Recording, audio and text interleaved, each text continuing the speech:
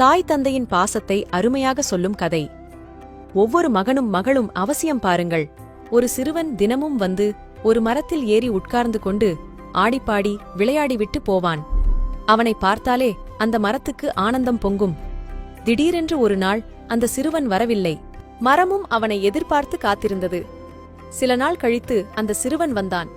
அந்த மரம் சந்தோஷத்துடன் அவனை பார்த்து, "ஏன் இவ்வளவு நாள் வரவில்லை? உனக்கு என்ன பிரச்சனை?" என்று கேட்டது. "என் நண்பர்கள் எல்லோரும் அழகழகாய் பொம்மைகள் வைத்திருக்கிறார்கள். ஆனால் என்னிடம் மட்டும் ஒன்றுமில்லை" என்றான். "கவலைப்படாதே, இந்த மரத்தில் உள்ள பழங்களை எடுத்துச் சென்று கடையில் விற்று பொம்மை வாங்கிக்கொள். என்னை பார்க்க அடிக்கடி வந்து கொண்டிரு" என்றது. அவனும் மகிழ்ச்சியுடன் பழங்களை பறித்து சென்றான். மறுபடியும் அவன் வரவே இல்லை. மரம் அவனுக்காக ஏங்கியது. பல வருடம் கழித்து ஒரு நாள் வந்தான். அவன் முகத்தில் கவலை தெரிந்தது. இப்போது அவன் வளர்ந்திருந்தான். அவனை பார்த்ததும் மரத்துக்கு ஏக சந்தோஷம். "வா, என்னிடம் வந்து விளையாடு. இந்த கிளையில் ஏறி அமர்ந்து பாட்டு பாடு" என்றது. அதற்கு அவன், "இல்லை, இப்போது வயதாகிவிட்டது. எனக்கு மனைவி குழந்தைகள் உள்ளனர். ஆனால் நாங்கள் வசிக்க சொந்தமாக நல்ல வீடு இல்லை. வீடு வாங்க என்னிடம் பணமில்லை." மரம் உடனே சொன்னது, "பரவாயில்லை, உனக்கு கொடுக்க என்னிடம் பணம் காசில்லை. அதற்கு பதில் என்னுடைய கிளைகளை வெட்டி எடுத்துச் செல். அதில் ஒரு வீடு கட்டிக்கொள்" என்றது. அவனும் கோடாரியால் கிளைகளை வெட்டத் தொடங்கினான். "இப்படி ஒரேயடியாக என்னை பார்க்காமல் இருக்காதே. முடிந்தவரை வருடம் ஒரு முறையாவது வந்து பார்த்து செல்" என்றது. வேண்டிய கிளைகளை வெட்டி எடுத்துச் சென்றான். அதற்கு பின் பல வருடங்கள் வரவில்லை. அவன் வருவான் வருவான் என்று மரமும் நித்தமும் காத்திருந்தது. பல வருடங்கள் கழித்து பார்க்க வந்தான். மரம் அவனை பார்த்து ஆனந்த கூத்தாடியது. அவன் எப்போதும் போல் சோகமாக இருந்தான். "ஏன் இப்படி இருக்கிறாய்?" என்று மரம் கேட்டது. "என் மீன்பிடி படகு உளுத்துவிட்டது. படகு இல்லாததால் மீன் பிடிக்க முடியவில்லை. அதனால் வருமானமில்லை. நாங்கள் மிகவும் கஷ்டப்படுகிறோம்" என்றான். மரம் துடித்துப் போனது. "நான் இருக்கிறேன். என்னுடைய அடிமரத்தை வெட்டி எடுத்துக்கொள். இதை வைத்து நீ பெரிய படகு கட்டிக்கொள்" என்றது.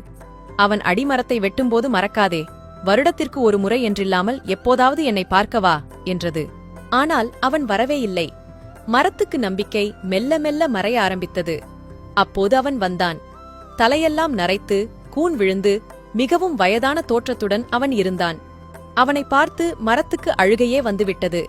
"இப்போது உனக்கு கொடுக்க என்னிடம் பழங்கள் இல்லை, கிளைகள் இல்லை, அடிமரமும் இல்லை.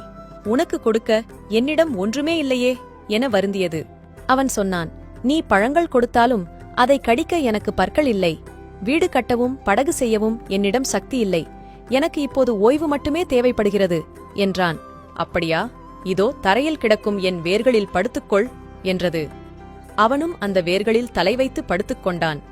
இந்த சுகத்துக்குதான் அந்த மரம் பல வருடங்கள் ஏங்கி தவித்தது. இப்போது அந்த ஏக்கம் நிறைவேறியது. அந்த மரம் ஆனந்த கண்ணீர் விட்டது. இது மரத்தின் கதையல்ல, நம் பெற்றோர்களின் கதை. இந்த சிறுவனைப் போல் நாமும் சிறுவயதில் தாய் தந்தையோடு விளையாடுகின்றோம். வளர்ந்து பெரியவனானதும் தமக்கென்று குடும்பம், குழந்தை என்று ஒதுங்கிவிடுகின்றோம். அதன்பின் ஏதாவது தேவை அல்லது பிரச்சனை என்றால்தான் அவர்களை தேடிப் போகின்றோம். நம்மிடம் இருப்பவையெல்லாம் அவர்கள் கொடுத்தது என்பதை புரிந்து கொள்ளுங்கள். நம்மால் அவர்களுக்கு எதுவும் கொடுக்க முடியாது.